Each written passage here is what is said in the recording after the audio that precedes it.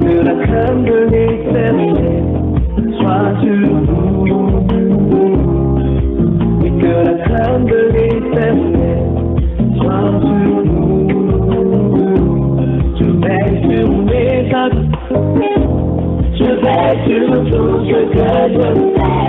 Je veille sur mes actes, je veille sur tout ce que je fais. Je veille sur mes yeux, je veille sur tout ce que je regarde. Je veille sur mes yeux, je veille sur tout ce que je regarde. Que la crème de l'éternel soit sur nous.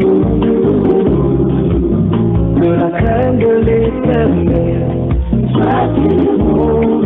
Que la crème de Dieu, que la crème de l'éternel soit sur nous. Et que la crème de l'éternel soit sur nous.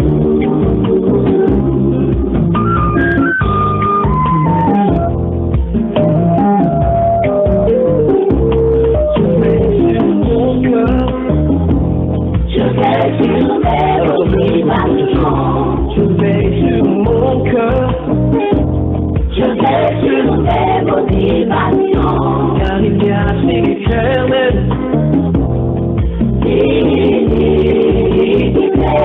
il est garde pour la parole de Dieu, ni l'acceptation des présents. Bonsoir à tous et bienvenue sur la radio, messieurs, mesdames. L'émission c'est Que la crainte de l'Éternel soit sur nous.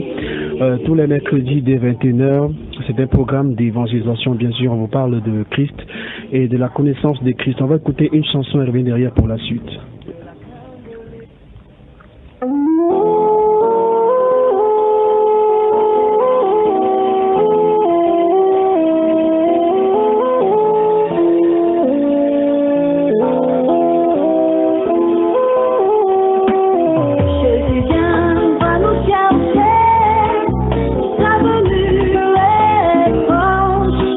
Réveillons-nous du sommeil, les odeurs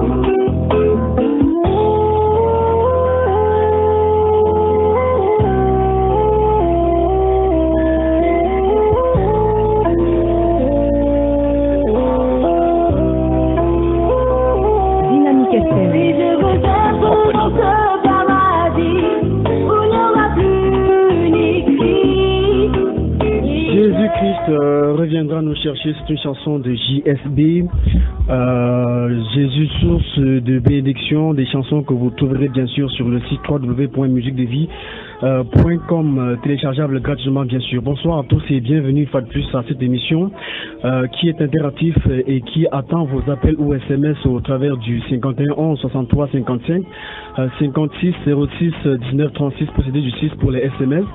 Et les 91 60 02 84 71 34 54 14 précédé aussi du 6 pour les appels directs. Ce soir, on est encore avec l'évangile Libertin pour essayer d'entrer en profondeur dans la repentance. Puis il s'agit cette fois-ci de la repentance des œuvres desquelles doivent se repentir les faux serviteurs. Bonsoir Elie Bertrand. Bonsoir Billy, bonsoir à tous les auditeurs de Dynamique FM et particulièrement de cette émission et à tous les fidèles sœurs et frères qui ont décidé de suivre la voie de la vérité et qui ont décidé comme ça de ne point se compromettre et de suivre la parole de Dieu selon ses commandements. Nous disons aussi bonsoir à Maman Chantal depuis Bonamoussadi qui est à l'écoute de l'émission, qui a promis d'ailleurs qu'elle devrait appeler pour sa question. Nous l'attendons ce soir. Et bonsoir aussi au frère Olivier Ndefo de Mimisoké et Parfait qui nous écoute. Et à tous les frères et sœurs, nous sommes tous avec vous, bien aimés, et merci surtout pour vos prières. Alors, évangéliste, on va donc entamer avec le sujet de ce soir. Oui. On a promis aux auditeurs la fois dernière qu'on devrait citer les œuvres desquelles les pasteurs ou encore les faux serviteurs doivent se repentir. Absolument, absolument. Et dans les 3 dernières émissions, lorsque nous avons fait les dernières émissions au sujet de la repentance, nous avons vu effectivement, et c'est ça, il faut mettre cela, il faut s'appuyer sur ces socles avant d'avancer.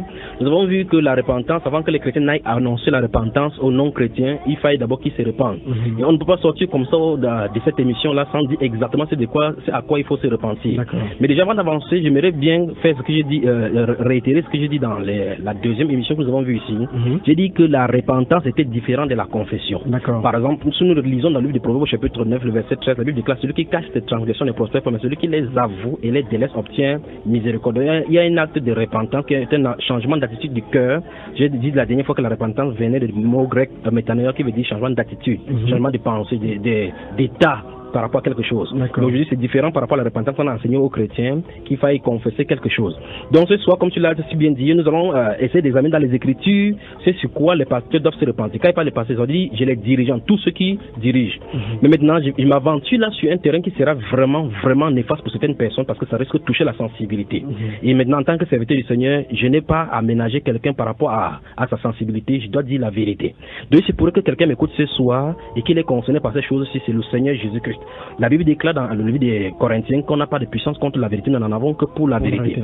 C'est pour cela que j'ai pris donc les frères et ceux qui sont à la maison, les pasteurs particulièrement, que le Seigneur les dispose à comprendre et à prendre leurs paroles pour que nous observions ce soir. Nous allons aller sur une base, nous allons aller dans les Écritures, voir comment les Écritures parlent.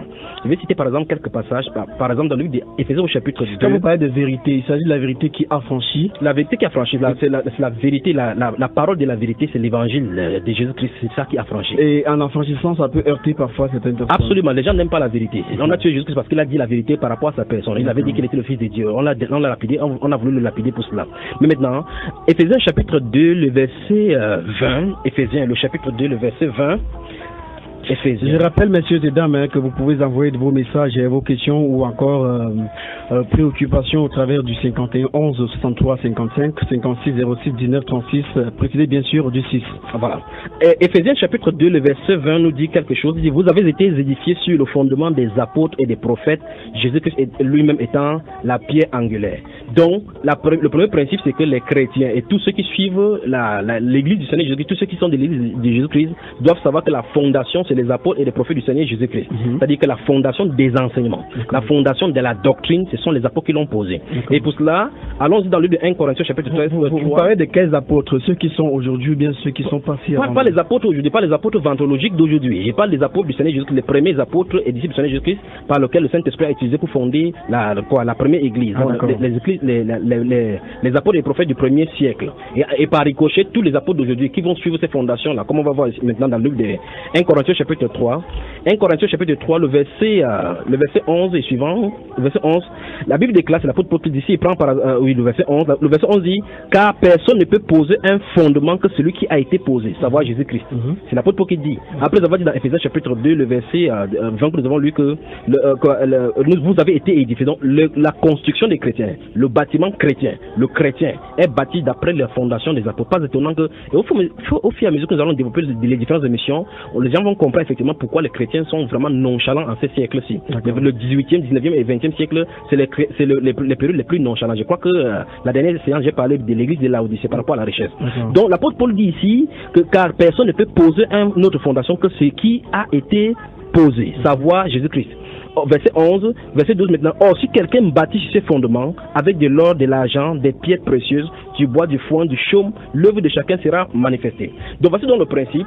Le Seigneur Jésus-Christ a choisi les pierres, les premiers édifices, les premiers fondateurs de cette œuvre-là qui devait travailler au travers du Saint-Esprit. Les hommes qu'il a utilisés et tous les chrétiens, y compris même les satanistes, savent que les premiers disciples ont été les authentiques. Maintenant, avant d'avancer, on comprend effectivement qu'en cette fin de temps, il y a une marge de manœuvre ou bien une différence claire entre les apôtres, les serviteurs du Seigneur du premier siècle par rapport à ces serviteurs qu'on appelle serviteurs de Dieu aujourd'hui. On se pose donc la question, qu'est-ce qui a varié? Y a-t-il une autre Bible? Pourtant, chacun détient cette même Bible, c'est la même parole que les premiers chrétiens ont lu. Mais pourquoi ça varie tant dans la forme, dans la forme que dans le fond? Il y a un problème. Alors, voici pourquoi ils sont listés ces deux premiers versets. C'est pour dire, pour se poser la question, est-ce que les choses doivent changer? Est-ce qu'on doit fonctionner comme les apôtres ont fonctionné? Est-ce qu'on devrait changer? Est-ce que l'église ou bien le fonctionnement spirituel que Dieu a déposé sur la terre devrait être modifié par un certain modernisme? La question est manifestement, la réponse est manifestement non. Parce que l'apôtre Paul répond ici qu'aucune autre fondement ne peut plus être posé. Ils ont déjà posé la fondation et on doit bâtir dessus. Bon, pour la petite histoire, l'église est appelée corps de Christ, c'est le corps du Seigneur Jésus. Et les premières fondations, comme l'apôtre Jacques le dit dans Jacques chapitre 1, le verset 18, qui sont comme des prémices, les prémices. Donc la première fondation, c'est eux. Donc lorsqu'on creuse par exemple la fondation d'une maison, en y mettant des patins par rapport à la fondation, lorsque le maçon vient, si le maçon qui a fait la fondation n'est plus là, un autre maçon peut venir seulement continuer sur cette fondation-là. Alors la Bible déclare ici que si quelqu'un bâtit, il n'y a plus une autre fondation. On ne peut pas creuser une fondation et une autre personne vient pour construire la même maison, creuser une autre fondation. La fondation a été déjà posée. Voilà pourquoi donc l'apôtre Paul va, dans son discours d'adieu aux anciens de l'église d'Éphèse, dans Actes chapitre 20, il a dit, je vous ai annoncé tout le conseil de Dieu sans en rien cacher. Je vous ai annoncé tout le conseil de Dieu, tout ce qui était nécessaire pour vous. Maintenant, il dit que c'est entre vous maintenant, je suis pur du sang de vous tous. Donc, il a été pur du sang, il leur a dit clairement. Nous sommes dans 1 Corinthiens, prenons le chapitre 4 de 1 Corinthiens. Quand vous parlez de fondement, vous parlez des apôtres bibliques, ceux qui ont fondé l'église primitive. Absolument. Parce qu'il y en a qui disent aujourd'hui, ces apôtres qui disent que non, vous êtes établis sur le fondement des apôtres, donc ce que non, ils ne sont pas inclus. Nous continuons sur la construction. En fait, ce qu'on devrait dire aux chrétiens, c'est que les vrais chrétiens, les authentiques, savent que la fondation qui a été là, chacun a de mettre seulement la pierre d'édifice là-dessus en construisant l'église que le Seigneur Jésus-Christ a décidé. Donc, ça veut dire qu'il n'y a plus autre chose. Quand il parle de fondation, je parle de ce que les apôtres ont commencé. La prédication qui a été donnée à Actes chapitre 2 par l'apôtre Pierre, c'est la même prédication jusqu'à aujourd'hui. C'est le même principe demeure jusqu'à ce que Jésus-Christ appelle son église dans l'enlèvement. Donc le verset 17 du chapitre 4 de 1 Corinthiens dit, pour cela, je vous ai envoyé Timothée, qui est mon enfant bien-aimé et fidèle dans le Seigneur. Il vous rappellera quelles sont mes voies en Christ, quelle est ma manière dont j'enseigne partout dans toutes les églises. Donc nous voyons effectivement que l'apôtre Paul, Timothée, Sylvain, dans un Thessaloniciens va dire que ce soit eux, que ce soit moi, c'est la même chose que nous enseignons. L'apôtre Pierre va dire dans 2 Pierre chapitre 3 que c'est la même chose, ce que je vous écris là. C'est la même chose que le frère Paul parle dans ses lettres dans lesquelles il y a des points difficiles à comprendre, non plusieurs personnes ont le sens. C'est pour dire quoi? Dès le départ, la naissance de l'église, les apôtres avaient été harmoniquement dirigés par le Saint-Esprit. De telle sorte que aucune personne ne contredisait l'autre. Alors quel est le problème? Ça veut dire que la pensée humaine et diabolique sont entrées dans la chose de Dieu. Et maintenant, on est manifestement en train de suivre comme ça les traditions des hommes, établies des hommes, au lieu de Dieu. Je crois que lorsque nous annoncions ce thème-ci, nous avons vu effectivement qu'après avoir parlé des choses dont on se repentit, on va parler aussi de la fondation de l'église. Donc, lorsqu'on va toucher dans la fondation de l'église, on est obligé de parler de l'âge, parce que la fondation, c'est effectivement cet édifice dont nous sommes en train de parler. Nous allons voir d'où les dérives sont venues et on va découvrir ensemble comment il faut remédier. Parce que non seulement il faut dénoncer, il faut également dire comment il faut faire pour se remédier. Donc, il faut présenter l'architecture de l'église. Exactement. Lorsqu'on va présenter l'architecture de l'Église, ce sera maintenant entre les mains de tous ceux qui s'appellent serviteurs de Dieu, tous ceux qui s'appellent chrétiens, de comprendre leurs responsabilités quant à l'appel du Seigneur de retourner à la chose. Mais maintenant, avant d'avancer, nous pouvons voir effectivement dans le temps de l'Église d'Israël que chaque fois, quand Israël a quitté la voie, Dieu suscite toujours les hommes pour les faire revenir à la voie. Dieu ne continue pas avec la voie là où ils ont quitté. Il va les faire revenir là où ils ont chuté pour continuer comme Dieu avait dit. Par exemple, sous Joseph, on va voir effectivement comment plusieurs années étaient passées, la loi avait été bafouée, Dieu a emmené en captivité, frappé les malédictions, le peuple. Quand Joseph était là, quand on réparait le temple, on a trouvé le rouleau. Ils ont vu effectivement dans le rouleau que des choses avaient été écrites, non pas ils ont désobéi. C'est pour ça que Dieu leur avait infligé de ces choses. Joseph a déchiré ses vêtements en disant que non, c'est à cause de ces choses-là que ça est arrivé et il a fait la réparation comme Moïse l'avait ordonné. Donc quand Dieu dit quelque chose, que ça soit 1000 ans, 10 000 ans, on va y revenir parce que sa parole, aucune parole ne tombe à terre sans s'accomplir. Amen. Donc la première chose dont l'Église doit se repentir. Quand il parle de l'Église maintenant, je vais parler particulièrement des pasteurs parce qu'il avait dit que les premières personnes à annoncer la repentance, c'est donc les pasteurs qui sortent, qui disent aux gens d'aller descendre dans les rues, aller amener les âmes dans l'Église, comme il dit. On va voir toutes ces terminologies. La première chose dont les gens vont se repentir, c'est le ministère du ventre. J'ai noté ça, le ministère du ventre. Je sais que les 50 minutes, on ne pourra pas finir, mais Dieu voulant, on va terminer. Il faut qu'on aille dans les détails pour que les gens comprennent. C'est quoi le ministère du ventre? Le ministère du ventre, c'est ce que j'ai intitulé le ministère du ventre. C'est que dans la Bible, nous voyons effectivement que les apôtres prêchaient Jésus-Christ et Jésus-Christ crucifié. Si nous lisons par exemple le livre de Romains au chapitre 1, le verset 17, il dit que je n'ai pas honte de la croix de Christ car c'est la puissance de Dieu pour le salut de quiconque croit. Donc on voit effectivement que l'apôtre Paul prêchait la croix. Les autres prêchaient la croix, c'est Jésus-Christ et Jésus-Christ seul et son royaume qu'on annonçait. Maintenant aujourd'hui il y a un ministère de vente dont on peut voir les séquelles dans la Bible. Si nous ouvrons par exemple le livre de Philippiens au chapitre 3, le verset 17, que j'invite les frères à lire, Philippiens au chapitre 3, donc on a vu ces séquelles là déjà.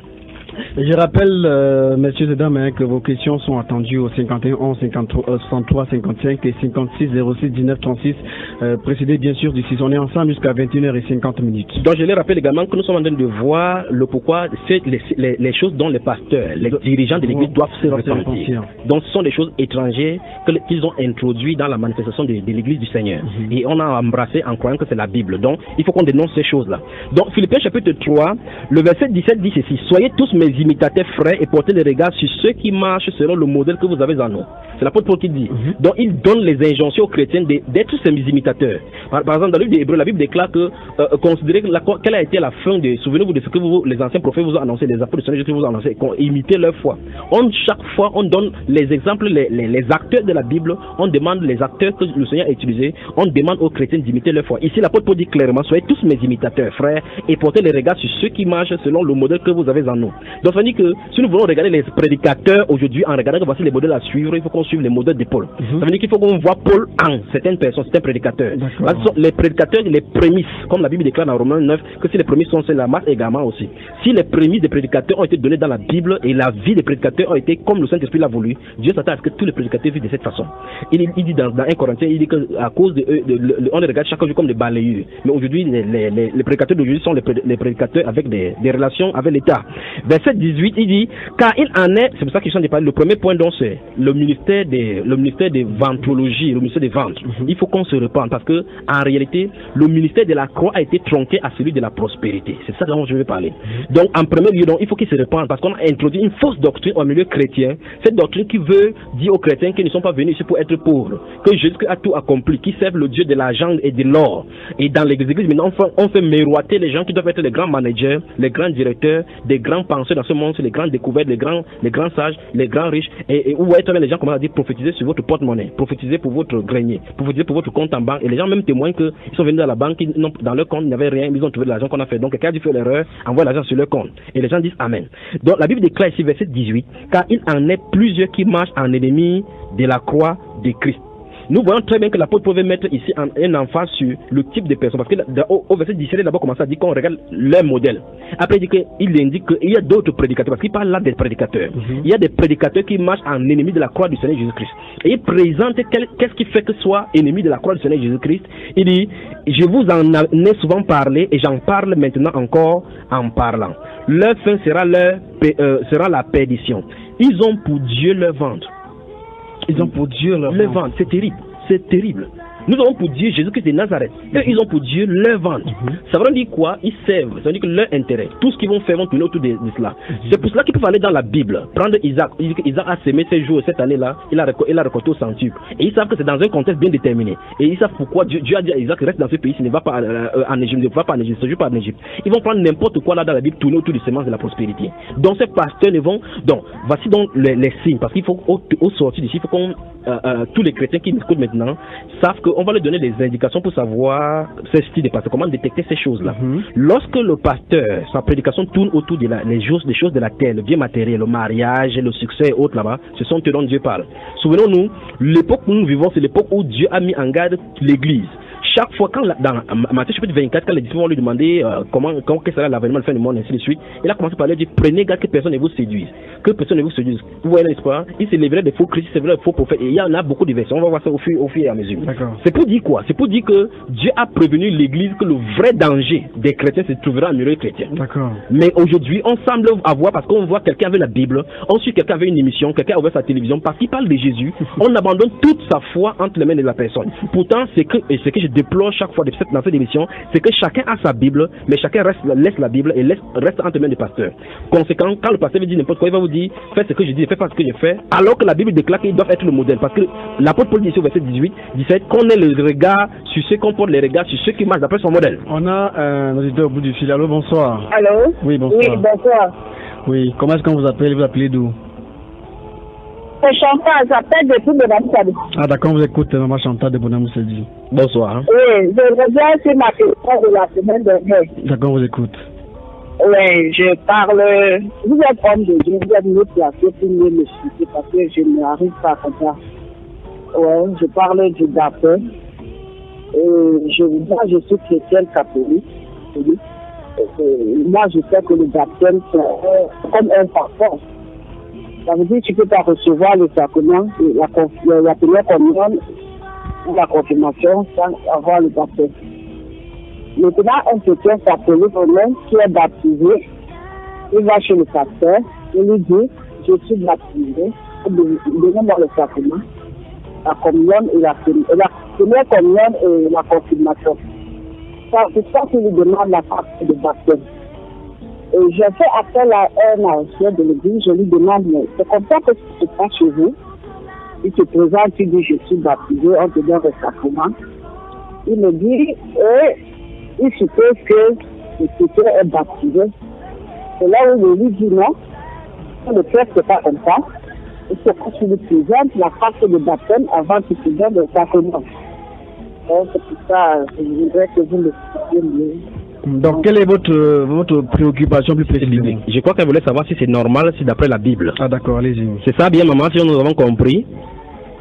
Oui, est-ce que c'est normal que tu vas chez le pasteur, ok, maman. Il dit je suis baptisé, quand tu peux lui montrer la carte de baptême, il te donne le sacrement. Ok. Je veux savoir. Ok, maman, c'est que le Seigneur te bénisse vraiment, et je crois que tu aimes le Seigneur, que tu aimes la vérité. Donc nous sommes là pour dire la vérité. D'accord, maman? Allô? Oui, allô?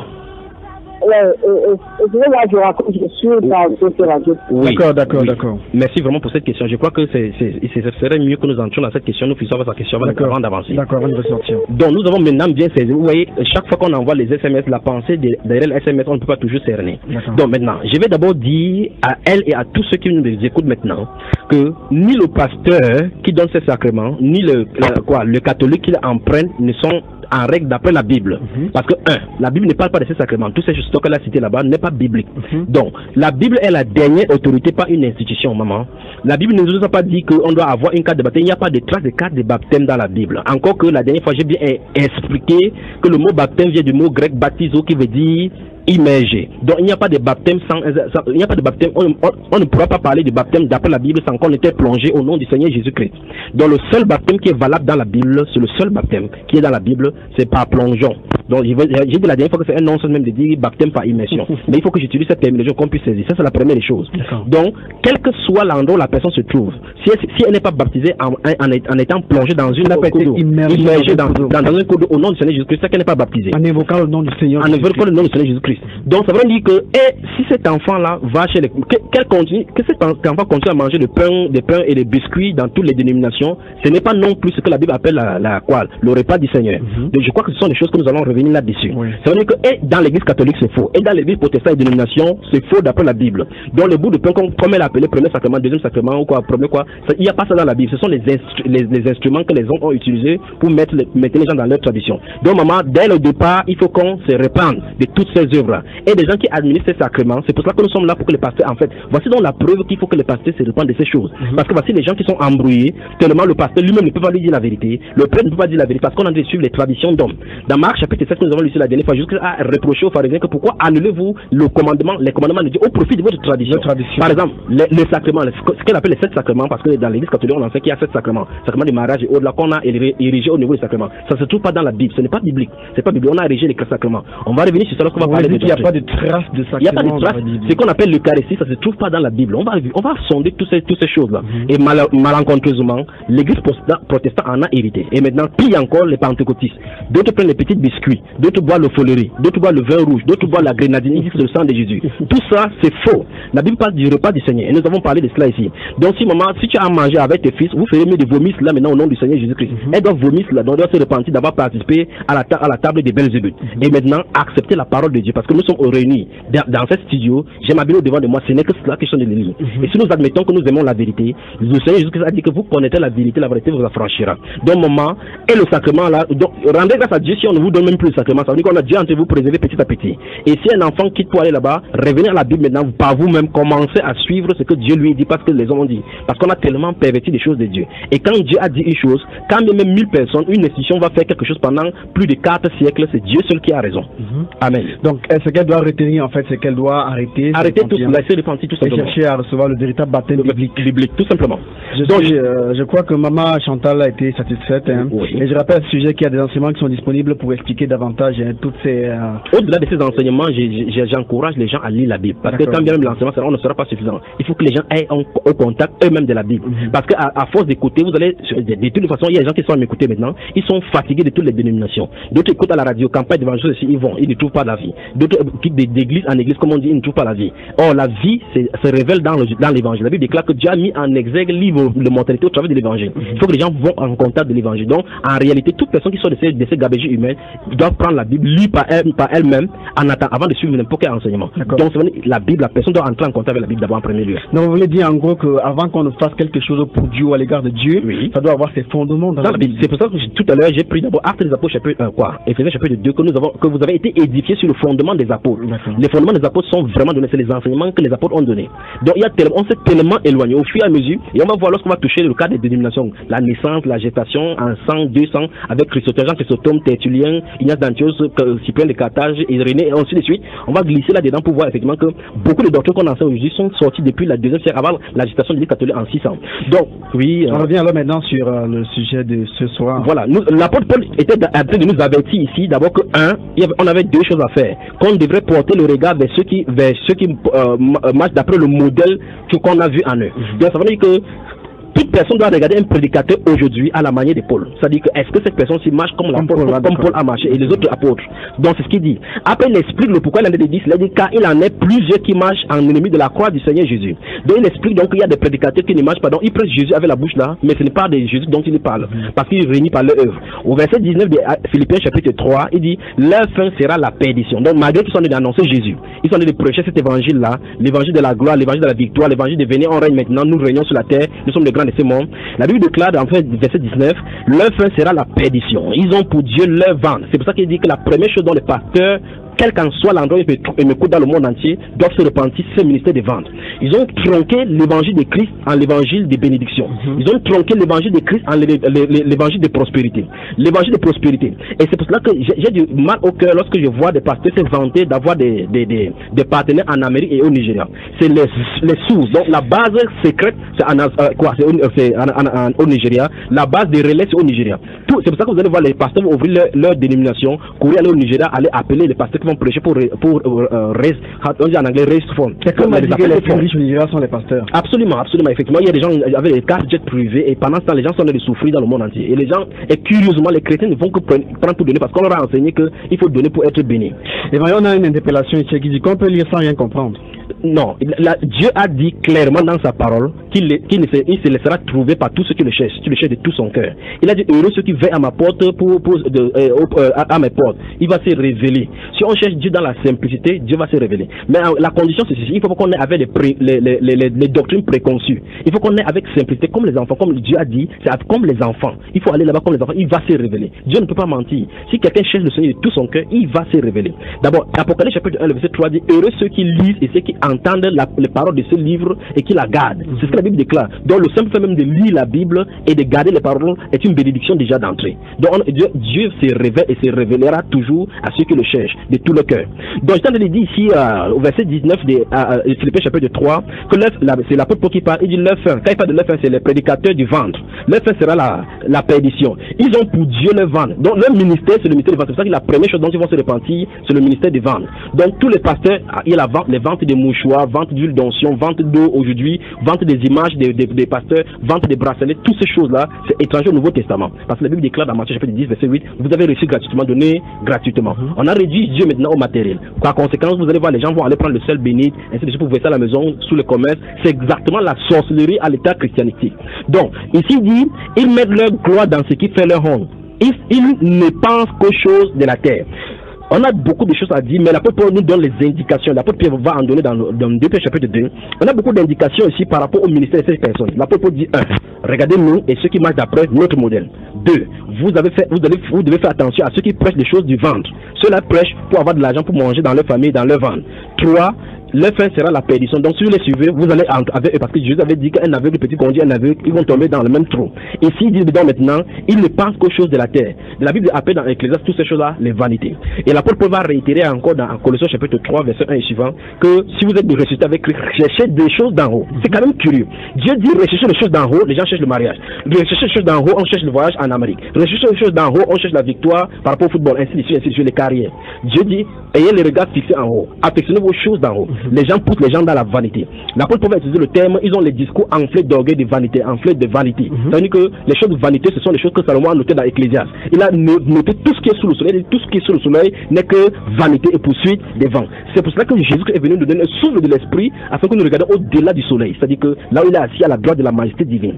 Donc l'apôtre Paul nous montre deux injonctions aussi par rapport à ces personnes, caractéristiques. Il dit que ces personnes-là, leur prédication va tourner autour du ventre. La deuxième chose qu'il a dit, c'est qu'il parle des choses de la terre. Toute personne qui m'écoute maintenant, si vous vous trouvez dans un milieu où le pasteur, l'essentiel de sa prédication, c'est Dieu va te bénir, il prend la gloire de Dieu sur toi, la richesse vient pour toi, ton heure a sonné de briller, ce sont des menteurs. Telle personne est ton mari. Telle personne est ton mari, demain c'est une autre personne, ce sont des menteurs.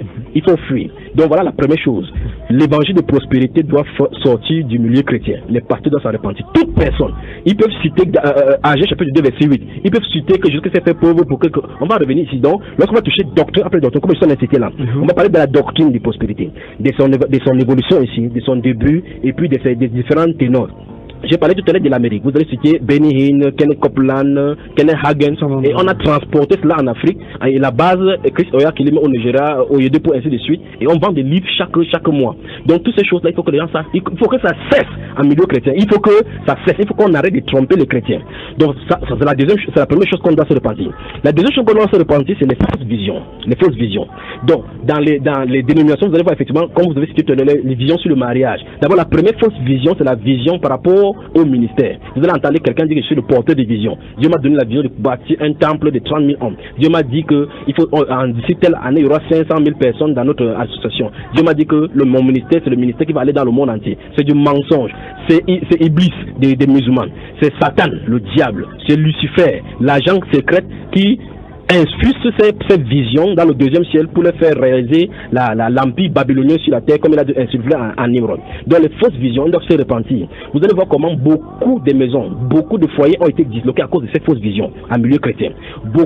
Et personne n'ose contrôler si ça vient de Dieu ou pas. Je vois quelqu'un ici, c'est sur le langage, je vois quelqu'un ici, Dieu me dit que quelqu'un ici a des problèmes et que je t'ai fait un pas de foi, même s'il faut prêter l'argent et les gens vont s'endetter pour venir donner 3 millions. Ils sortent comme ça du Nigeria, ils sortent comme ça de l'Afrique de l'Ouest, il vient avec le talisman pour infuser. Les gens donnent de l'argent. J'ai eu le cas d'une femme qui rentrait parce qu'on lui a donné, ici à Ndokoti, on a demandé qu'elle devait avoir l'enfant, et elle a donné tout ce qu'elle avait semé. Elle commence à dire qu'elle désormais n'est plus chrétienne à cause de ces choses, parce qu'on lui a fait la fausse promesse que avec les choses qu'elle va s'aimer, elle va avoir l'enfant. Comme si Dieu était sémoné. Dieu cache l'enfant là pour que tu le payes, pour qu'il donne l'enfant. Donc c'est terrible. Tu jettes des enfants au ouest chaque jour. Les parents jettent les enfants au ouest chaque jour.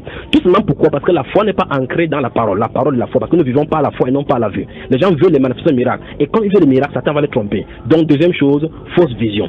Cette fausse vision donne les mariages, le passeport, le voyage, l'emploi. Et c'est lié donc à la première dont j'ai dit. Parce que pour que quelqu'un ait un bon ministère de prophétie, des prospérités, il faut que tu trouves des bonnes paroles pour prophétiser aux gens, pour que les gens puissent avoir la prospérité. Et tout ça, c'est influencé par la parole de Dieu pour attirer les clients. Absolument, parce qu'on met le label Jésus-Christ devant pour le faire. Parce que Jésus n'a pas dit que quelqu'un va venir à la fin des temps et annoncer que Satan est saigné. Non. Il a dit qu'ils vont venir sous mon nom. C'est ce qu'il a averti. Et là, il dit que vous les reconnaîtrez à leurs fruits. Et c'est l'un de ces fruits que l'apôtre Paul nous a dit dans Philippiens chapitre 3, verset 17, que et portez le regard sur ceux qui marchent d'après le modèle que vous avez reçu en nous.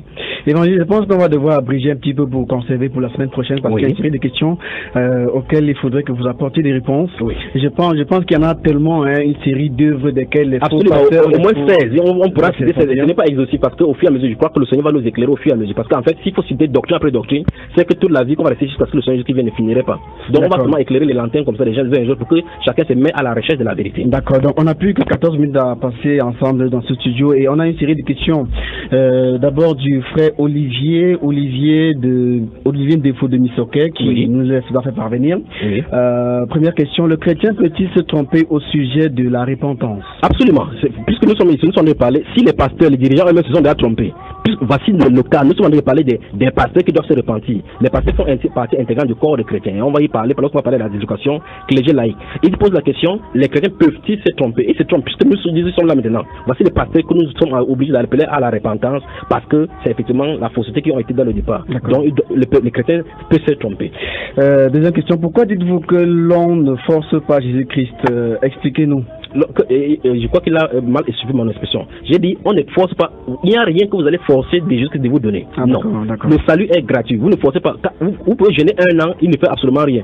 Et c'est ça, c'est lié à cette prospérité. Ce n'est pas à crier, à tuer tête, à déranger. Il y a des quoi l'État va fermer l'église bruitière, là, qu'on appelle l'église réveillée, parce qu'ils font dans le bruit, parce qu'ils croient qu'en criant fort, Dieu va résoudre. On ne force pas Dieu pour faire ces choses-là. Dieu a donné les promesses dans la Bible. Il réalise ses promesses quand il le veut, comme il le veut. Il détient la souveraineté, il est souverain dans ses actions. D'accord.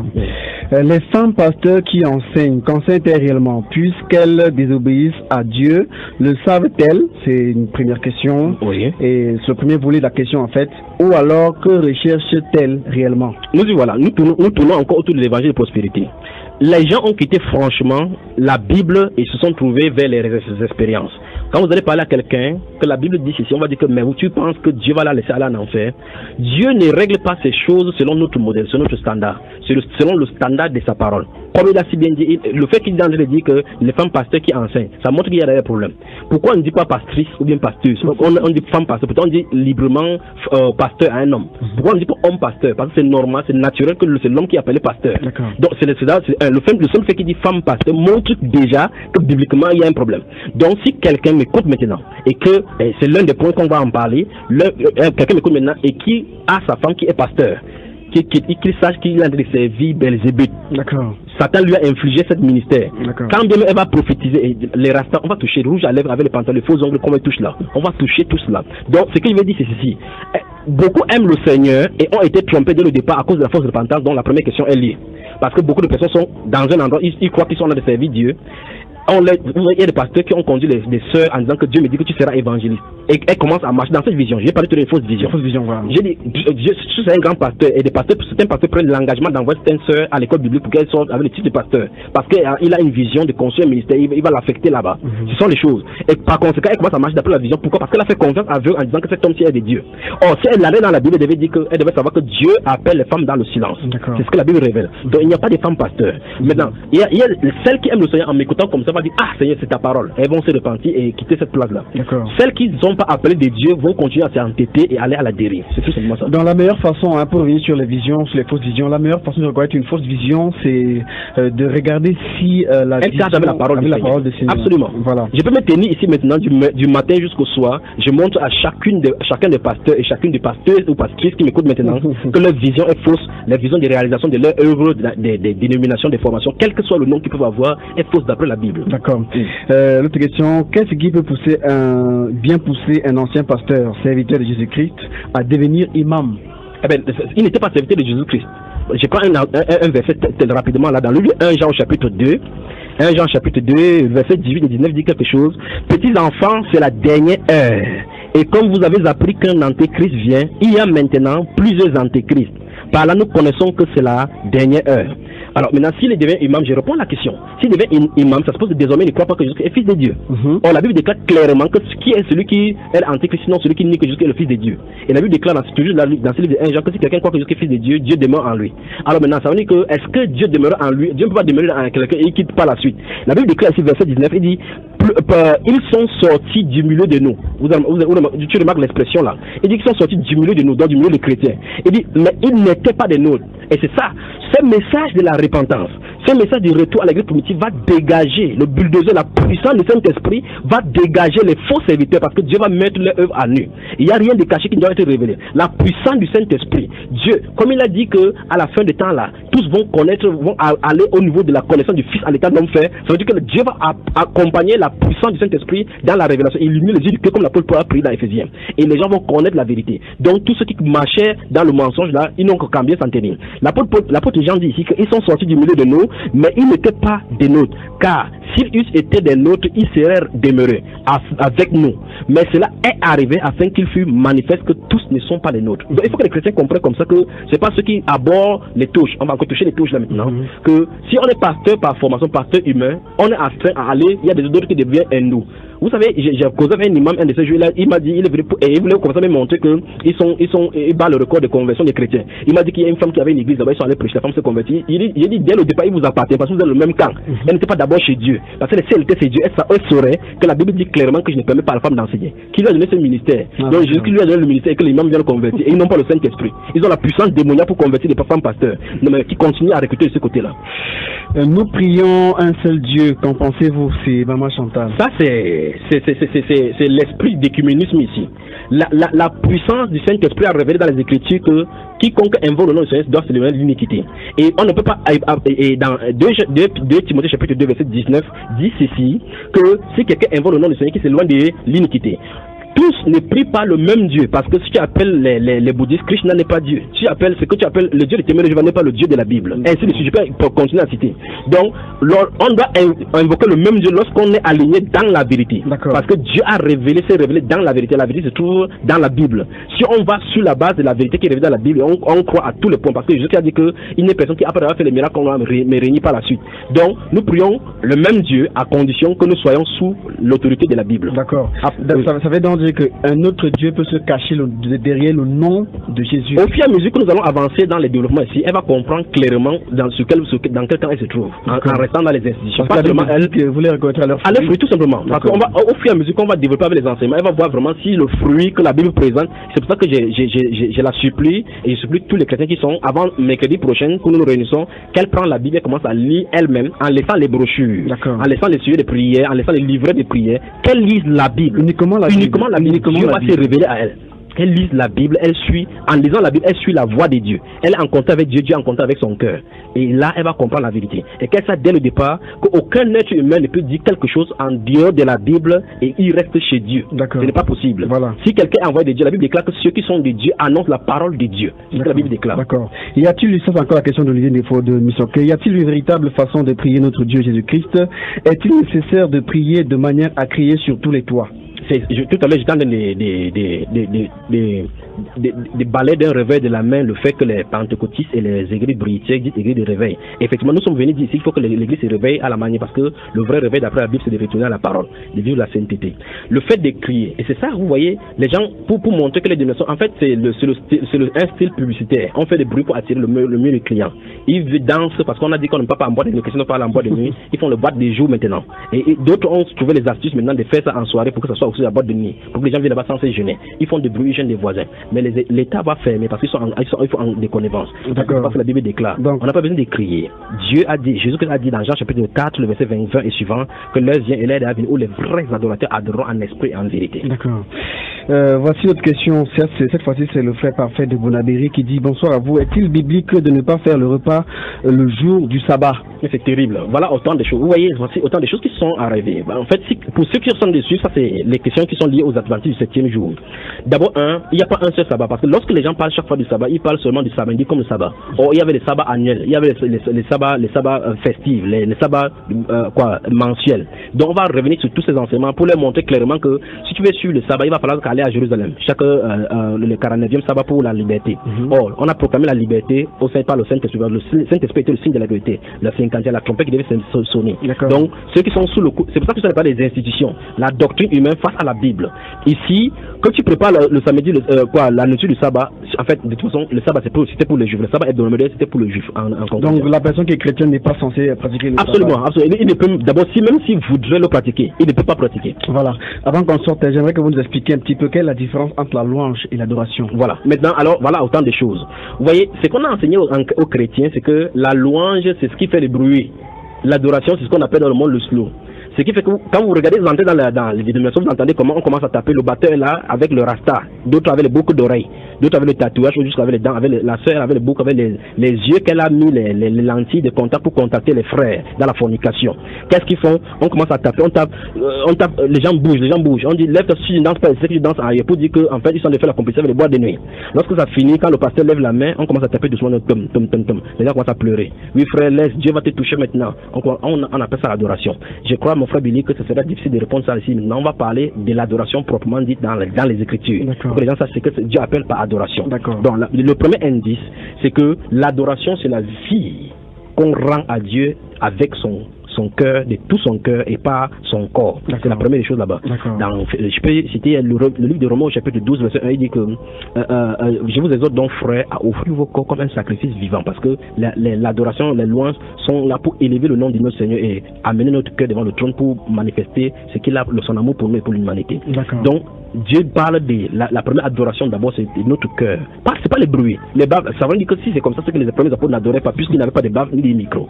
Donc c'est vraiment les églises importées des États-Unis. Il faut qu'on balaye tout cela, on met tout cela de côté. D'accord. Voilà, Évangile, on est presque à la fin. J'aimerais que vous disiez un dernier mot avant qu'on ne parte de ce studio.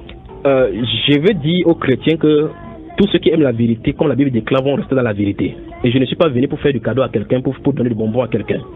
On est fatigué de cette doctrine de cette doctrine de bénir haricots, de Jésus qui va te bénir, Jésus qui vient, il va te donner l'enfant. Non. Je suis venu dire ici que si quelqu'un ne se répand pas, il va aller en enfer. C'est ça, c'est clair. Il faut montrer clairement que les plus qui sont sur la voie de l'enfer, ce sont des chrétiens. Jésus avait dit lâche et partir de la voie qui mène à la perdition, plusieurs y vont.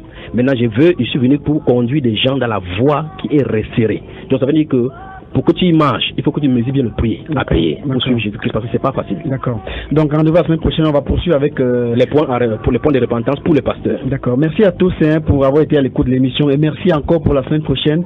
Soyez tous bénis au nom de Jésus-Christ à mercredi prochain, 21h.